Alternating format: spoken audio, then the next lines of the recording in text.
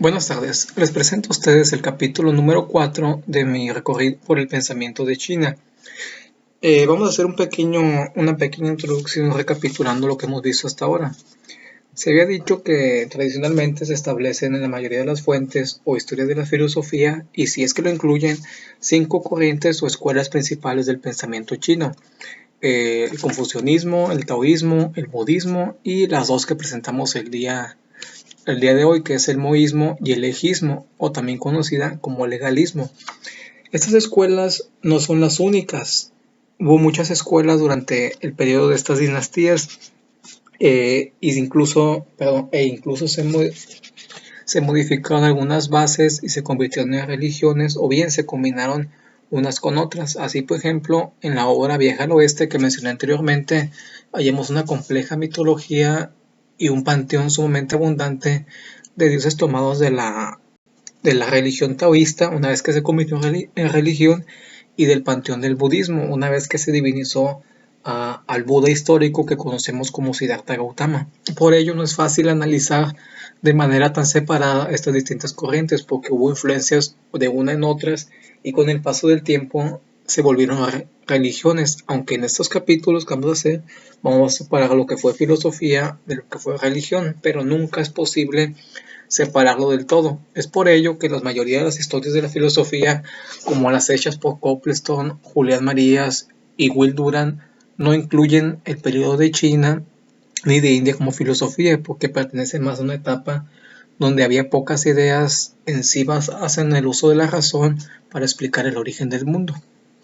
Bueno, en los primeros 3 capítulos, como dije, mencionamos a Confucio, mencionamos a Lao Tse y mencionamos a Siddhartha Gautama, que son los pensadores principales de cada una de sus respectivas corrientes del pensamiento. Vamos a estudiar el día de hoy dos escuelas muy opuestas entre sí y que mantienen ideas o combaten ideas que ya han sido hechas con anterioridad o que son contemporáneas suyas. Estas escuelas no son muy conocidas en el ámbito occidental. De hecho, poco de China se conoce realmente o se ha traducido a nuestro idioma.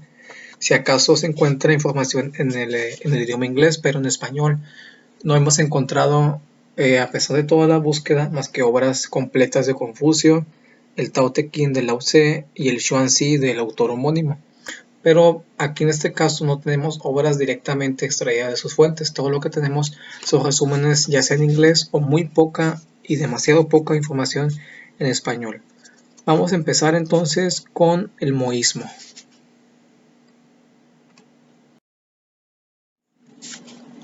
El moísmo proviene del filósofo Mozi, también conocido como Mo-tse o Mo-tzu.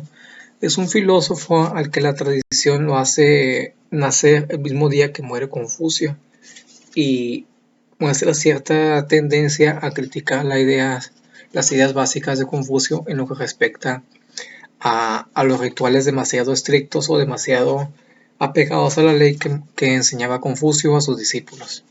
¿Qué podemos decir de Mozi? Mozi ha sido un filósofo muy poco estudiado o muy poco valorado en toda su dimensión, porque Mozi es un filósofo que se anticipa o que comparte ideas muy parecidas a Jesucristo, e incluso se le ha llamado el Jesucristo de Oriente, y esto es muy poco conocido fuera del ámbito de los estudiosos. ¿Por qué se le dice el Jesucristo de Oriente? Bueno, Mozi es un filósofo que va más allá de las normas confucianas y de lo indeterminado que había en el taoísmo. Y él dice que el amor es universal, no debe haber una gradación de amor. Confucio, retomando un poco lo que dice respecto a este tema, el amor lo divide en grados, lo que se conoce como gradación o escalas de amor. Confucio dice que hay distintas obligaciones o distintos deberes y formas de afecto hacia la familia, hacia el Estado, hacia hermanos, hacia hijos. Y no es el amor que tenemos por un desconocido que por el que tenemos una familia, no puede o no debe ser exactamente igual. Eso es lo que dice Confucio. No sería adecuado amar de tal modo a mi hijo que amar de tal modo igual a un desconocido, a un visitante de otra región o de otro país. Mose critica esta idea profundamente y él habla de un amor universal. Él dice que hay que amar a todos de la misma manera. Esa es la idea tan novedosa y tan radical de Mose. Si hay que aprenderlos con una frase a cada filósofo, ya podemos decir que Confucio pues, se enfocaba en las obligaciones del hombre hacia el Estado. Lao Tse hablaba de la búsqueda interior y el desarrollo a través del Tao. Buda hablaba del desapego del deseo y con eso evitar el dolor de la vida, que es necesariamente sufrimiento. Pero Mozi, su idea principal es el del amor, una idea muy parecida a Jesucristo. Eso es la idea básica de Mozi. Tenemos en esta diapositiva un cuadro hecho por el pintor Karl Bloch, un pintor que realiza muchos trabajos relacionados con el Evangelio. Aquí tenemos el episodio conocido como las bienaventuranzas, el resumen que se incluye dentro del Sermón del Monte de Jesucristo hacia el pueblo judío. Y lo hemos puesto porque, como ya se dijo, Mozi representa muchas ideas que Jesucristo dirá muchos años después en lo que respecta al estudio o bueno, a la realización del hombre a través del amor. Es lo que dice Jesús. Jesús, aunque lo hemos estudiado después de manera mucho más profunda, e incluso he pensado hacer varias partes de esos videos, ya que el material que tenemos de él es abundante. Jesús no tiene un programa como tal de reforma del Estado. Él únicamente habla de amar sin ir más allá de eso. El amor en sí es un fin, no es un medio. Y en esto comparte ideas parecidas a Mozi.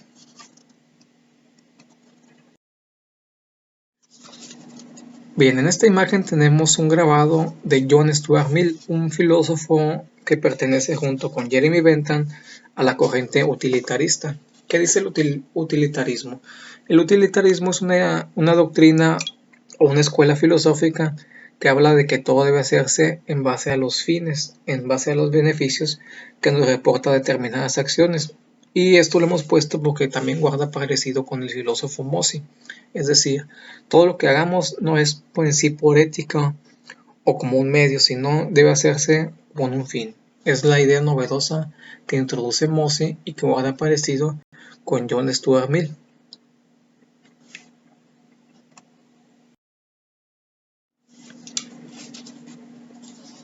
Dentro de lo poco que hemos podido encontrar de Mozi, una idea aparte de la que ya se dijo acerca del amor y la naturaleza de su doctrina, es que él es antibélico. La tradición, aunque no hay demasiada información de su vida, nos hacen creer que Mozi fue un artesano y un experto en estrategias militares. Se cuenta de él que él viajaba por distintos territorios y en cuanto veía que determinados países o determinadas provincias iban a entrar en guerra con otras, los disuadía y les hacía ver lo inútil de sus estrategias.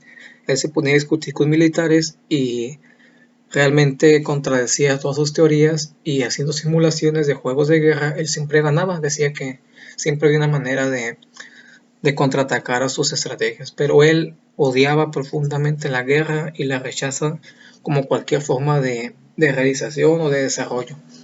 Y aquí contradice totalmente a lo que dice Heráclito. Heráclito de Éfeso, el filósofo griego que estudiaremos quizá en unos 3 videos más, después de Tales de Mileto y Anaxímenes, dice que la guerra es la madre de todas las cosas, y no vemos que esté demasiado equivocado. Las civilizaciones se han creado y se han destruido por medio de guerras y surgen nuevas cosas. El Imperio de Roma nos trajo a la Edad Media. Una vez que cayó, la Edad Media cayó y surgen nuevas cosas. Entonces la guerra sí es una especie de motor, pero Mozi contradice eso y da razones muy simples, muy evidentes de por qué es así. La guerra como tal es un desperdicio de hombres, de vidas, hay muertes, se pierden materiales, los gastos innecesarios de la reconstrucción. Todo eso es lo que antepone Mozi como perjuicios de la guerra. Por ello, él está profundamente en contra de cualquier forma de violencia.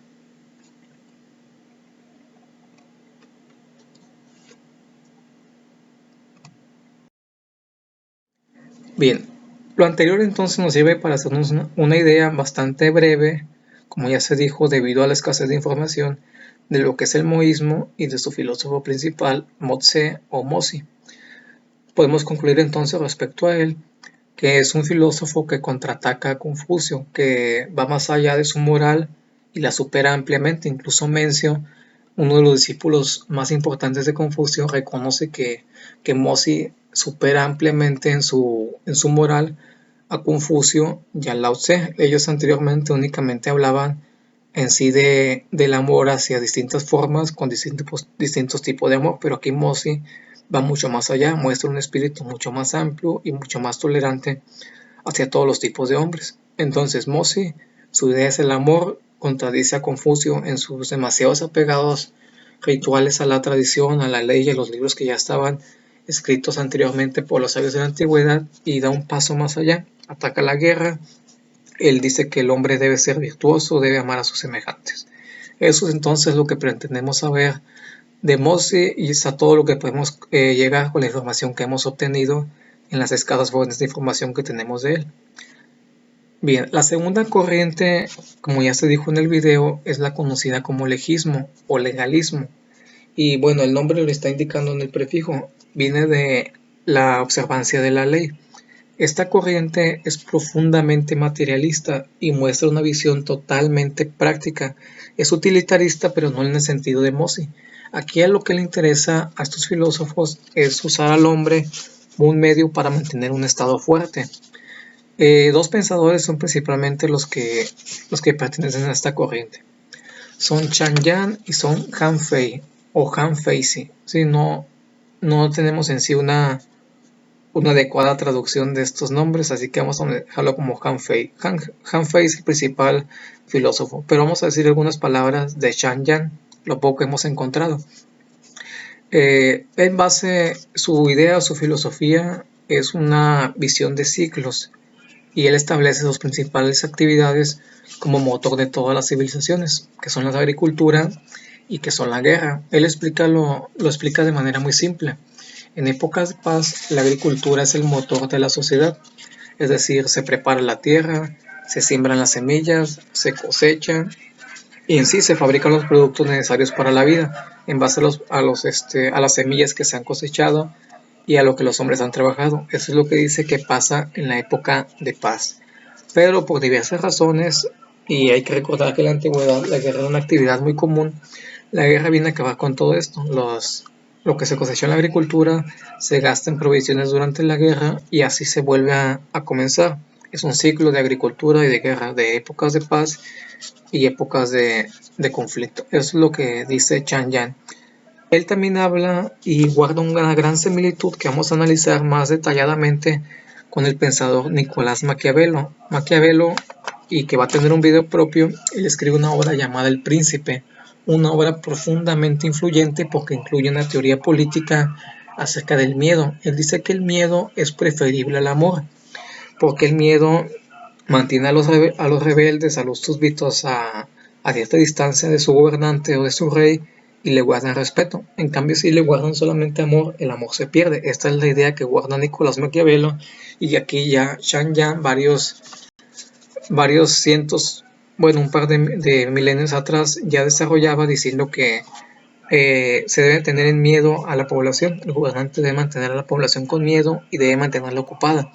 Él no tolera que haya excedentes, que la gente no compre más allá de lo que necesita. No tolera que haya excedentes y no tolera que haya tiempo libre, porque el tiempo libre quiere decir que la gente tiene tiempo para pensar y eso no le conviene. Esa es una teoría básica en toda la historia del pensamiento. Todos los filósofos criticarán la forma de gobierno que distrae a su población de los libros, de la cultura, porque la cultura nos lleva a la rebelión, nos pone a dudar de las teorías existentes y atacamos a nuestros gobernantes. Esa es una idea básica que tenemos que entender de la filosofía política. Y aquí Chan Yan ya la está desarrollando, pero apoyándola desde ese punto de vista. Bueno, ideas principales del legalismo o del legismo, como ya se dijo que también se conoce. Esta teoría disocia la virtud de la moral. No le importa, perdón, no diferencia a la moral de la eficacia. Es decir, el gobernante no importa que sea bueno o que sea malo, mientras cumpla con sus objetivos. Y esto guarda una gran similitud, como ya se dijo con Maquiavelo, aquella frase que dice: es mejor para un gobernante ser temido que ser amado. Y el fin justifica los medios. Esas son las dos frases más conocidas de Maquiavelo, que aquí ya se están desarrollando implícitamente. Confucio decía que el gobernante debe ser un hijo del cielo, debe ser una especie de ejemplo o de modelo de virtud en todas sus acciones. Y Mencio dice lo mismo. Sun Tzu incluso llega a afirmar que la obligación del pueblo es deponer o asesinar a sus gobernantes que dejen de actuar como gobernantes. Pero aquí el legismo no dice: no me importa que sea malo el gobernante, que haga cosas cuestionables moralmente mientras cumpla con sus objetivos, con su eficacia. Eso es lo que desarrolla el egismo, es una filosofía sumamente práctica. Los objetivos se deben cumplir, qué importa cómo se hagan. Otra idea que se encuentra en esta filosofía es la de enriquecer al Estado por medio de la agricultura y tener un ejército fuerte. Esa es la idea principal del egismo, el ejército. El ejército es la base del Estado. Como ya se dijo, van a criticar ampliamente a Confucio y a Mozi, también a Mencio porque critica la naturaleza del hombre. Aquí dice que el hombre es egoísta, lo que ya decía Sun Tzu, otro discípulo de Confucio. El hombre es egoísta y no podemos tratarlos de manera benevolente porque realmente la gente que es buena es muy poco. Y a esta filosofía no le importa cambiar la naturaleza del hombre, no le importa instruirla. Cada quien es lo que es y hay que servirnos de ello. Es muy práctico. Incluso Nietzsche sentiría simpatía por esta filosofía, porque Nietzsche es un gran ideólogo que ataca profundamente al intento del cristianismo por cambiar el corazón del hombre. Nietzsche no. Dice, aléjate del prójimo, ama a lo lejano, es lo que dice Nietzsche. Bueno, vamos a estudiar algunas ideas más del egismo. El ejército, una idea que ya se había dicho, es algo que apoyan ampliamente esta filosofía. El ejército es la base de lo que estos pensadores desarrollan, principalmente el pensador Han Fei. Y aquí guarda cierta similitud también con otro pensador muy profundo y muy realista de la ideología política, que es Thomas Hobbes.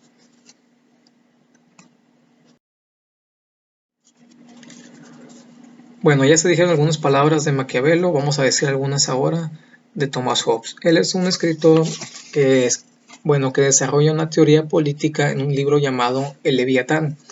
La idea del Leviatán es la siguiente. Sí, el gobierno es malo, pero es un mal necesario.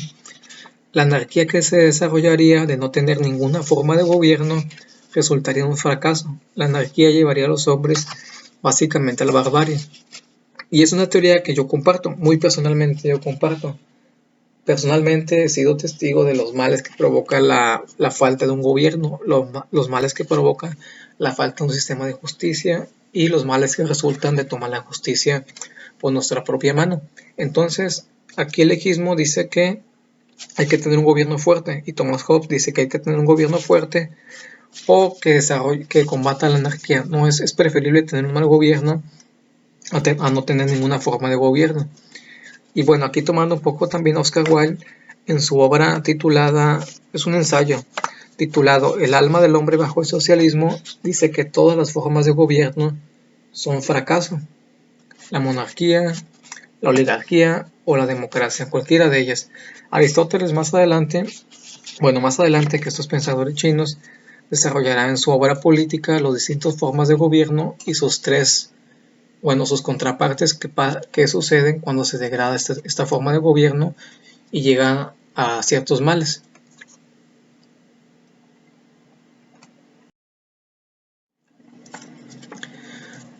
Bien, se ha dado una introducción bastante general a lo que es el egismo. Vamos a analizar ahora en sí al pensador, en particular Han Fei. ¿Qué es lo que dice él? Bueno, su biografía conocemos, como de todos estos pensadores chinos tan antiguos, conocemos muy poco. E incluso la tradición dice que él fue condenado a morir envenenado, a la manera de Sócrates, que él fue obligado a beber cicuta por sus ideas políticas y por educar a la juventud de Atenas, por corromperla, en palabra de sus acusadores Anito y Melito. Bueno, Han Fei entonces al final muere envenenado. Eso es lo que sabemos, lo poco que sabemos de su biografía. Vamos a desarrollar algunas ideas que he conseguido extraer aquí de la poca información que he conseguido en las distintas fuentes que he consultado. Una de sus frases bastante dada a la reflexión o que nos da para pensar bastante es la siguiente. Dice así: el miedo perdura, mientras que el amor se desvanece. Y bueno, esto contradice totalmente a aquella carta del apóstol Pablo a los Corintios acerca del valor del amor, donde lo compara con las otras virtudes y dice que el amor dura para siempre. Aquí Han Fei, muchos años antes, pues ya dice que el amor no se desvanece, pero el miedo siempre está ahí. Aquí obviamente no dándolo en el sentido moral, sino en lo que respecta a la obediencia y sumisión ante los gobernantes. Él apoya la existencia de un Estado fuerte, no tolera la rebelión y dice que el individuo debe cumplir con sus obligaciones, las que les corresponden. Bueno, también da algunas ideas en su obra de teoría política que no pude encontrar totalmente en internet. Dice que el poder no se debe compartir entre soberanos y ministros. El ministro debe tenerle miedo al gobernante. El gobernante, para poder seguir en su puesto, debe mantener alejados a los ministros y debe actuar de tal modo que pase desapercibido. No debe compartir información. Y esto vamos a encontrarlo muy ampliamente desarrollado en la obra El Príncipe de Maquiavelo. Pero aquí lo que quiero dar a conocer es que ya en China se daban estas teorías y que han sido muy poco dadas a conocer en Occidente. Y más allá de esto, quiero reflexionar y que reflexionen conmigo que realmente los temas que se tratan en filosofía a lo largo de toda la historia ya estaban dados desde el principio de estas culturas. Ya Confucio siente cierta decepción o siente decepción al ver que sus ideas no son apreciadas y muere con un fracaso en sí en su mente. No pudo poner en práctica sus ideas políticas de reforma y tuvo que hallar en la enseñanza un único consuelo, no le quedaba más. Entonces ya los chinos veían que el hombre pues es malo por naturaleza en este pensamiento y se preocupaban más por el Estado, por el bien de todos. Solamente Mencio y Mossi son filósofos más idealistas o que comparten aspectos más apegados a la religión respecto a la confianza absoluta en que el hombre es bueno. Bueno, entonces estas son las conclusiones que podemos extraer de estas dos corrientes. Como se ve, ha sido un estudio mucho más breve, dada la poca información que hemos obtenido. Pero quisiera aprovecharlo, estos 10 minutos que nos quedan, porque quiero que cada video dure aproximadamente media hora para tener un estándar y no andar demasiado vagos unas ideas con otras. Quisiera hacer un resumen a modo de conclusión de estos primeros 4 capítulos que van a ser o que fueron dedicados a la filosofía china. Y bueno, antes de eso que sigue, vamos a estudiar muy brevemente, e incluso he pensado realizarlo de manera incluso sumaria, lo que fue la filosofía en la India. Y bueno, nuevamente entramos en el problema de qué diferencia hay entre el hinduismo y la filosofía de la India. Y aquí realmente sería tratar de religión, ¿no? No podemos hablar de filosofía en la India como tal, porque aquí sí han sido muy pocos los pensadores indios que no han dependido de sus libros sagrados conocidos como Vedas. Entonces voy a dividir el siguiente video, quizá dedicándolo 10 minutos a India, 10 minutos a Egipto y 10 minutos a Persia. Esto a manera de complemento para hacer una especie de dedicación a la religión, porque vamos a ver que la religión influye posteriormente en Marx, en Nietzsche y en prácticamente todos los pensadores. Entonces ese es el video que sigue, una recopilación de las principales ideas religiosas y filosóficas en la India, en Egipto y en Persia. Lo que quiere decir básicamente estudiar un poco a los Vedas, las ideas de los Vedas, a la religión zoroastrista que es de Persia, y en Egipto que tenemos un poco de los cultos a Ra, a Osiris, el libro de los muertos, y que van a influir posteriormente en Pitágoras. Pero esto va a ser visto de manera muy breve porque nos estaríamos saliendo del objetivo de esto, que es estudiar propiamente filosofía. Y posteriormente de eso, y ya van a entrar en materia con Tales de Mileto, que es el primer filósofo griego, estaremos dedicando unos videos a Jesucristo como filósofo, algo que realmente requiere mucho trabajo y que pues siempre genera polémica porque es muy difícil separar a Jesús como filósofo de lo que él afirma ser, que es Dios, es lo que él dice realmente.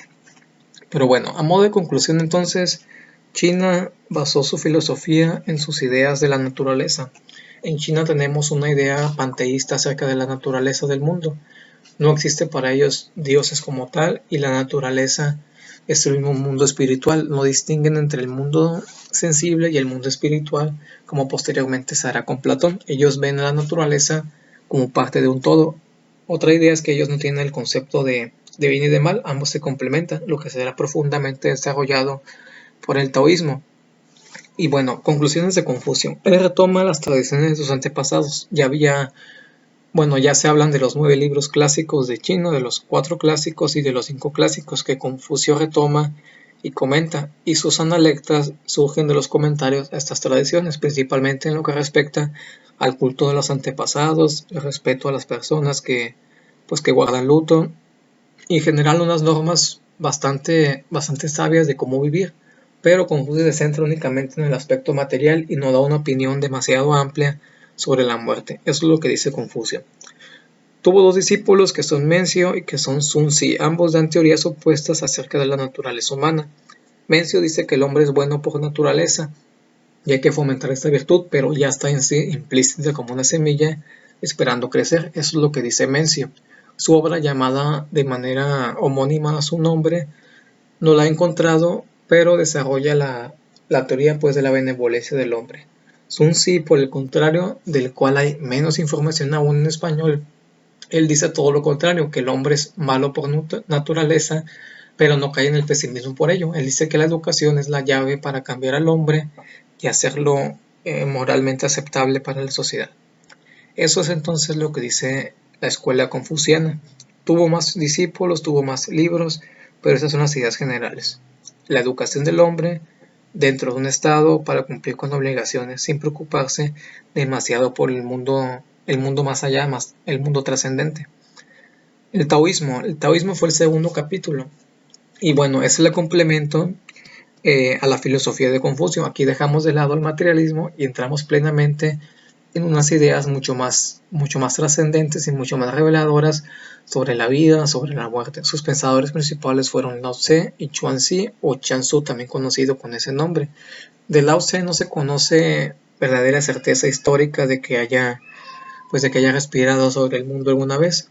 Se ha conservado su obra y es la más conocida del mundo de China que ha llegado a Occidente, es el Tao Te Ching, y en ella nos enseña a través de muy pocas palabras, porque realmente es una obra muy corta, y por medio del lenguaje poético, lo que es el camino, lo que es el Tao, una palabra que no se expresa con palabras, pero que está dentro de nosotros y es un camino o una guía a seguir. Es lo que dice Lao Tse. Explica el yin yang como balance, como complemento de los opuestos, y dice que todo tiene dos lados, pero no están en lucha. No hay una lucha del bien contra el mal, como en la concepción occidental del cristianismo y de cualquier religión, sino dice que el bien y el mal son partes contrarias. La luz complementa el día, y así con cualquier ejemplo que quieran tomar. Y bueno, Buda, que vimos en el video anterior, él habla acerca de la reflexión propia. Él ve que las enseñanzas de sus maestros de la India no son suficientes y decide emprender un camino de búsqueda interior, que es lo que conocemos como la iluminación del Buda bajo la higuera.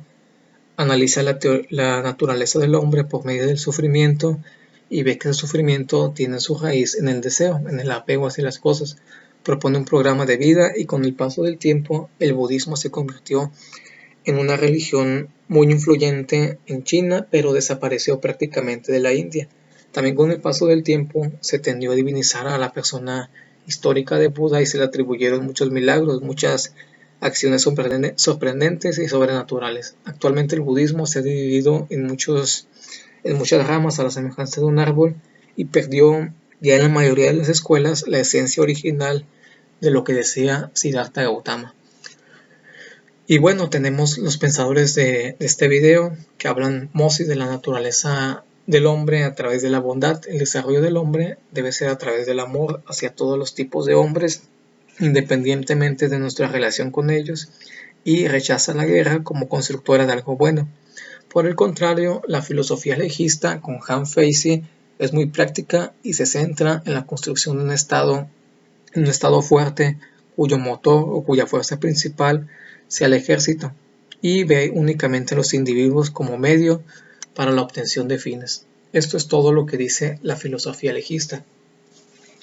Y bueno, esa es la conclusión que puedo dar a esta etapa de la historia de China, con estas 5 escuelas, que repito, no son las únicas, no son los únicos textos que existen. Hay multitud de textos muchos años antes de ellos y muchos años después. Se han dado muchas combinaciones de las distintas escuelas, se han mezclado, se han corrompido y tenemos así hoy un panorama bastante amplio de lo que es la filosofía de China, pero aún queda mucho por entender, mucho que no se ha traducido a nuestro idioma, ni tampoco al inglés incluso. Entonces, les agradezco mucho su atención. Vamos a seguir entonces con las siguientes zonas geográficas donde encontramos ideas filosóficas e ideas religiosas principalmente. Y ya posteriormente, una vez que hayamos visto a la India, a Egipto y a Persia, y ya que hayamos analizado un poco la persona de Jesús como filosofía para la historia, entraremos propiamente a Grecia, con Tales de Mileto, con todos los presocráticos, y ahí propiamente entraremos ya en materia. Les agradezco mucho su atención y les deseo un excelente día.